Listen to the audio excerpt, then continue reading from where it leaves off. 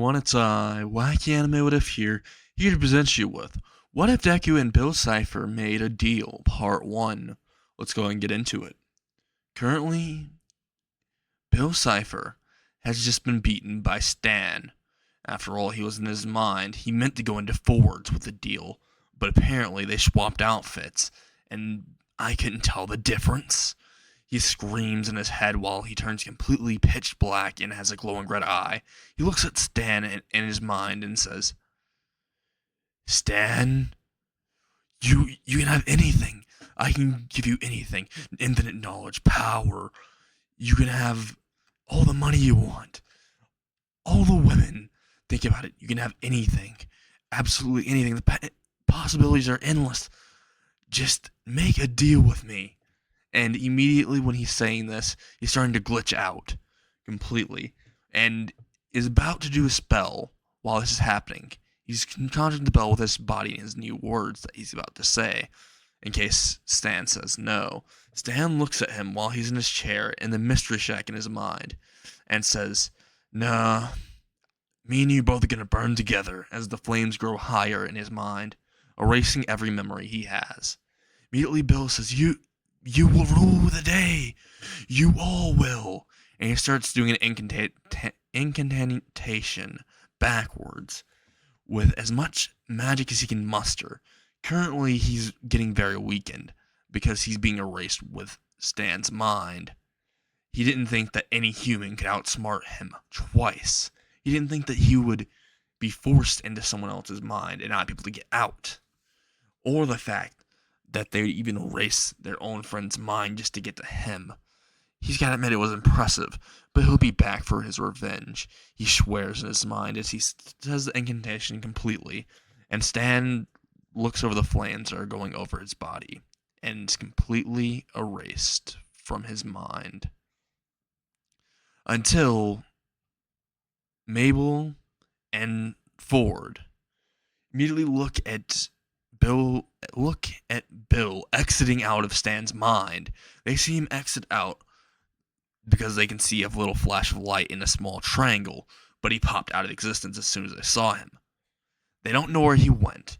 Currently, Bill Cipher has evacuated out of Stan's mind with that spell. It says he'll return, so it means he ended up going out of Stan's mind, but he'd have to go into his mini form, and he would end up being literally sealed away for quite a while. But hey, he doesn't mind. At least that's what he thought.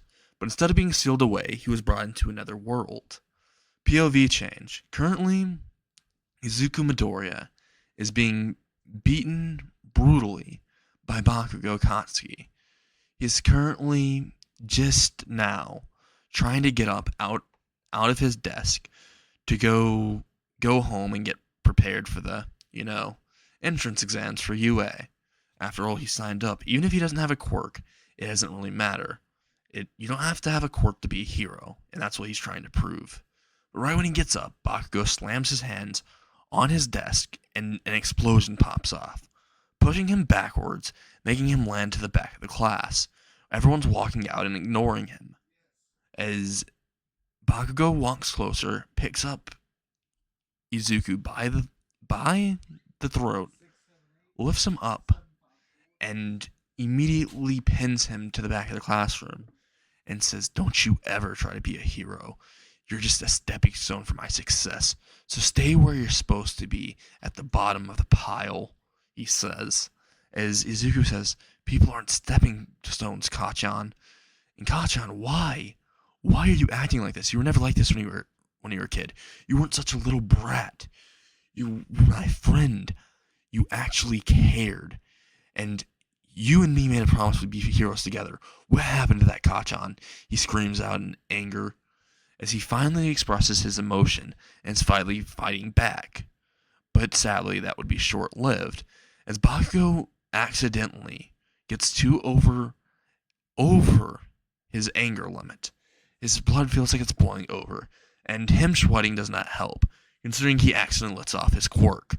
Immediately, it fires off, and his hand is right over his neck. The explosion fires off, and Izuku looks into Bakugo's eyes as he feels a ripping sensation, painful sensation on his neck when he hears the explosion and sees that his arm popped off an explosion from his quirk. He immediately sees the blood from his actual, from his own throat coming out, and he sees his actual vocal cords popping out too as well as he falls to the ground and immediately looks at Kachan before saying out while he still is able to speak, "Why, Kachan?" while falling to the ground because Bakugo let go. Bakugo looks at both of his hands and sees blood stained in one and no blood in the other, thinking, "What did I do? What did I just do? No, no, no. I didn't mean to," he says. He starts to mutter it. Before he ends up looking into the classroom, seeing the security camera that caught all of it. He immediately starts screaming out for help, and he runs off to the nurse.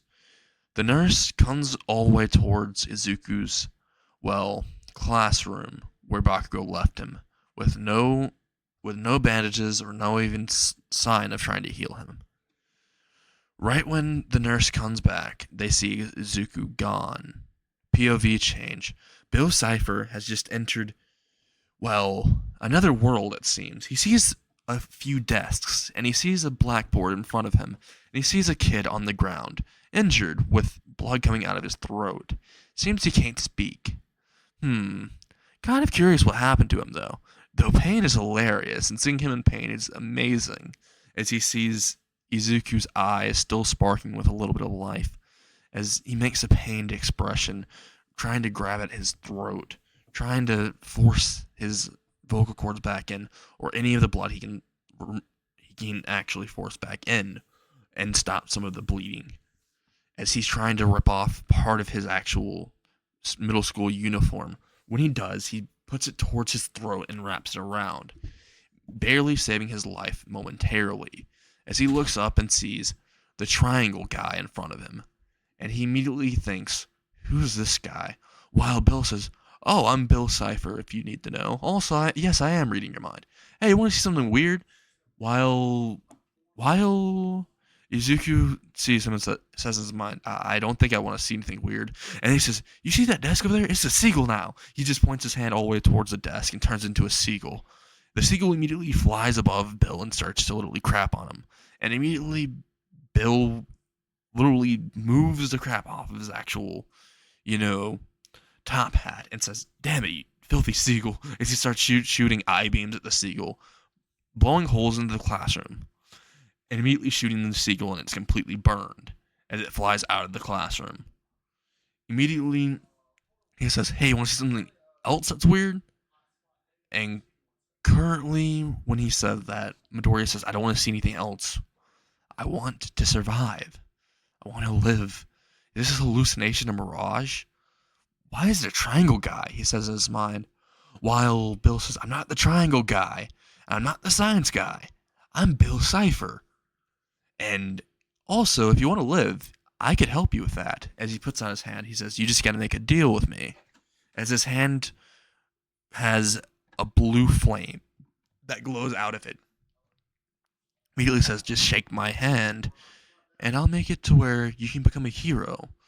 You can also not just become a hero. You can end up getting tons, and I mean tons of powers. You can end up literally becoming the hero you always desired." As he waves his left hand around, and Izuku sees that atmosphere in the area change. It's no longer the classroom anymore, and it shows Izuku on the ground facing off multiple villains and saving multiple people from buildings. All these flashes are coming into his mind, and he thinks, I can do that if I make a deal with you?" He thinks. Before, he also thinks, "I might not want to do it after all. It might be too good to be true. My entire life things have been too good to be true. UA accepting me? That's just nothing but a hoax," he thinks. After all, people with powers always put others down. So, if I get the powers, I'll make sure I don't. I'll be the first one not to, he thinks in his mind. Before he looks at Bill Cipher and is about to grab his hand, reaching out and almost reaching. The only thing is, he retracts his hand last second and says, in his mind, Bill, I don't know exactly what your game is, but I don't trust you. After all, you didn't make the terms of what you want clear yet. While Bill says, aren't you a smart guy? He says, but the thing is, you don't really have a choice. After all, you're dying. As he says this, Izuku wonders, what does he need from him, and why does he need it?